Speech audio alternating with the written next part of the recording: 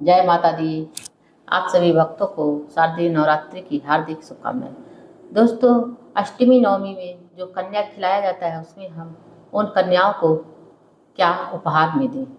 तो उन कन्याओं को हम चुनरी, छोटी हो या बड़ी हो, चुनरी देंगे, पैसा, फल। उसके साथ हमें उन्हें कुछ ऐसी चीज़ें देनी होती है जो उनके उपयोग में आए। जैसे पढ़ने को पेंसिल दे दीजिए, इरेजर दे दीजिए, शॉर्पनर दे दीजिए, खिलौने दे दीजिए, कॉफ़ी दे दीजिए। यही सब चीज़ें उन्हें गिफ्ट में दीजिए और उन्हें श्रृंगार का सामान दे दीजिए। मेहंदी हुआ, चूड़ी हुआ, ये सब चीज़ें आप उन्हें दे सकती हैं। हाँ, कृपा करके आप प्लास्टिक की प्लेटें ना दें, क्योंकि वो स्वास्थ्य के लिए भी हानिकारक होता है और हमारे धर्म के हिसाब से भी प्लास्टिक का कोई महत्व नहीं होता है। जय माता दी दोस्तों।